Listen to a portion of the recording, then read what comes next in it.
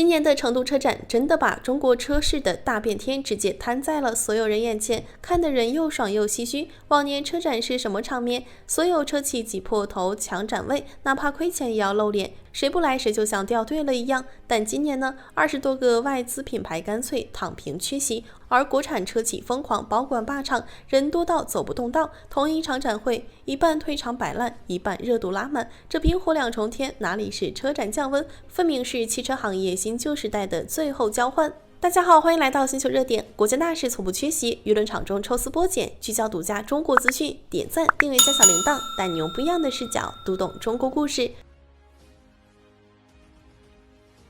22万平方米的超大展馆，近120个品牌入驻亮相，现场陈列了1600台左右的展车。单看规模，今年的成都车展依旧是国内顶级 A 级车展的水准，丝毫没有缩水。可谁能想到，开幕前业内统一给这场车展贴的标签，居然是冷。规模没减，场地没小，到底冷在哪儿？真正的冷根本不是没人看、没人买，而是以前那些从不缺席的老牌玩家，今年集体不来了。超豪华阵营的劳斯莱斯、宾利、保时捷全员缺席，豪华品牌雷克萨斯、捷豹、路虎直接放空，就连我们从小看到大的东风日产、东风本田、雪佛兰、瑞达起亚，一个接一个官宣不参展，前后算下来，超过20个品牌集体缺席成都车展，这在往年根本不敢想象。但如果你亲自走进展馆，又哪里有半点冷清的样子？比亚迪豪横拿下整个9号馆。2156平超大展台全开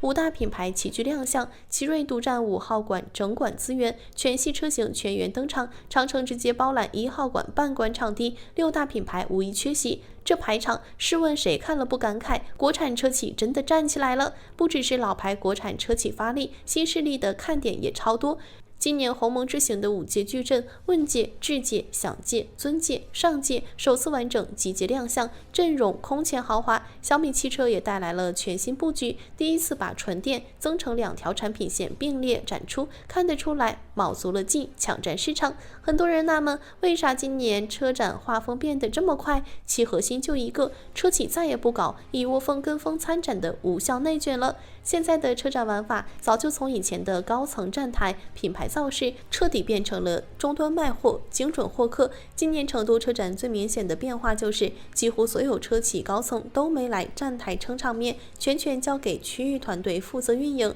各大展台一开场就开启直播卖车模式，没有花哨的发布会，没有空洞的品牌宣讲，所有人的核心目标就一个，实实在在卖车，收集精准客户线索。有品牌负责人说的特别直白，现在参展卖车才是唯一主线任务，花大价钱单纯刷名气的时代早就过去了。也正是这种定位转变，让很多品牌果断选择缺席。大家可以算一笔账，一个1500平左右的常规展台，全套搭建、运营、宣传落地，成本直接在800万到1500万之间。放在以前行业红利期，这笔钱花得值，既能造势又能引流。但现在全行业都在降本增效，每一分钱都要花在刀刃上。如果不能带来实打实的销量和转化，千万级的投入就是纯浪费。不同品牌缺席的考量也完全不一样，超豪华品牌是最先想通的，劳斯莱斯、宾利、保时捷这些品牌连续2年缺席成都车展，人家压根不需要靠车展卖车打名气，对他们来说，耗资几百万搭展台，远不如私人品鉴会、赛道体验、专属客户服务来的高效精准。车展这种大众化曝光，反而性价比极低。雷克萨斯、捷豹、路虎这类豪华品牌是没必要来。今年雷克萨斯的新品发布、品牌传播早就通过北京车展和线上渠道做完了，后续常态化直播、品牌运营完全能覆盖市场需求。成都车展已经不是非来不可的展会。捷豹、路虎更聪明，母品牌虽然缺席，但全新新能源子品牌专门到场亮相，放弃无效的老牌造势，专攻新能源增量赛道，这就是精准取舍。而东风本田、东风日产这些曾经的家用车霸主就更尴尬了。今年车市卷成什么样，大家都清楚。上半年整体销量大幅下滑，燃油车卖不动，新能源又完全跟不上节奏。现在的他们压根拿不出一款能震场子、能打销量的新车，明知自己产品断层、短板明显，还要花大几百万参展露怯，换谁谁都不干啊！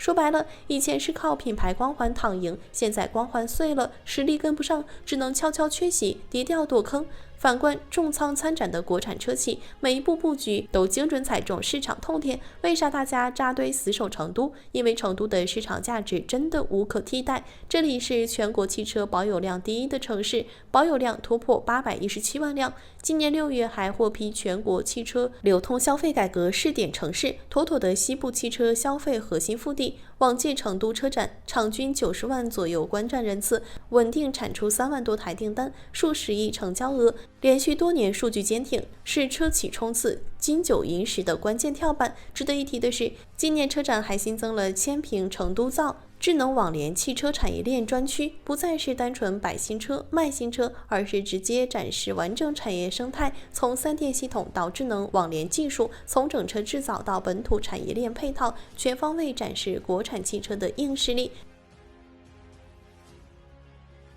看到这，你是不是想问，是不是外资品牌不重视中国市场了？恰恰相反，他们比谁都想守住中国市场，只是心有余而力不足。网上一位在奔驰任职8年的外籍老员工，看完今年车展直接破防，说出了所有欧洲车企卖不动的核心真相。他亲自体验了奔驰新款电车后，满脸失望，直言完全看不懂现在欧洲车企的操作。奔驰专门给中国市场加长的纯电 CLAL 表面拉长车身，标榜专属定制，看着诚意满满，实则全是面子工程，里子全缩水。车内就是些敷衍的用料，落后的设计，拉垮的智能体验，半年时间只卖了600台，真的一点不冤。反观同价位的国产车型，差距简直一目了然。阿维塔、智界这些国产高端车型，全车全包覆皮质，麂皮绒内饰，自带车载冷暖冰箱、多项旋转大屏、几百线激光雷达、智能驾驶，座舱配置直接拉满，还有法拉利设计师操刀的轿跑车型，自带车顶帐篷的移动大平层，1分48秒满血复活的快充技术，每一项配置、每一处设计都是实打实贴合用户需求。这位奔驰老员工说的特别通透，欧洲车企现在最大的问题就是傲慢又敷衍，他们还停留在10年前的思维里，觉得只要挂着豪华车标就能溢价卖高价，靠着老牌情怀收割市场，于是在消费者看不见的地方疯狂减配偷工减料，内饰用料缩水，智能系统停滞，空间设计敷衍，唯独车标和售价居高不下。可现在的中国消费者早就不迷信车标了，大家越来越理性，谁用料实在，配置良心，体验更好，就愿意为谁买单。更讽刺的是现场真实画面，不少外国友人逛完国产展台，直接当场动心，现场求购。有德国游客看完车展后直言价格太划算，甚至想当场下单把车运回德国开，还主动联系品牌方，希望品牌尽快把车型引入德国市场。外人都一眼看懂了国产车的性价比和硬实力，反观欧洲本土车企还在固步自封，闭门造车，这差距怎么可能不被拉开？现在外资车企在国内的处境真的能用进退两难来形容，坚守参展吧，手里没有能打的新能源新车，燃油车产品老化，竞争力不足，到场只能陪跑露怯，暴露自身短板，缺席不参展吧，又彻底放弃市场声量，消费者存在感越来越低，销量只会持续下滑，所以越来越多外资品牌选择摆烂式缺席，与其到场丢人，花钱无效，不如干脆不露面。而且市场数据早就说明了一切，如今国内新能源渗透率突破63%，自主车企市占率稳稳超过75%，外资合资品牌的生存空间被压缩到不足1/4，燃油车基本盘逐年萎缩，电动化转型严重滞后，智能座舱、自动驾驶、3电技术全面落后，国产车企全方位跟不上市场节奏。雪佛兰基本停止在华新车迭代，瑞达起亚产能持续外流，主打出口，吉星门店大量关闭，销量近乎停滞。越来越多外资品牌正在慢慢淡出中国主流市场。以前我们买车优先看德系、日系、美系，觉得外资车品质靠谱、技术先进。现在年轻人买车首选国产新能源，智能、舒适、性价比全方位碾压同级外资车型。时代真的彻底变了。100年外资车企的情怀滤镜早就被实打实的产品差距击碎。当外资车企还在靠车标溢价敷衍消费者的时候，国产车企已经把豪华内饰、顶尖智驾、极致性价比做成了标配。所以这场车展的冷暖反差从来不是偶然，而是中国汽车产业逆袭、外资车企落幕的必然结果。好了，今天的内容到这里就结束了。如果你喜欢小编的影片，还请大家多多点赞转发，让更多的人一起见证中国进步。关注我的频道，这样既能回顾往期视频，又不会错过之后的精彩内容。那我们下期节目不见不散。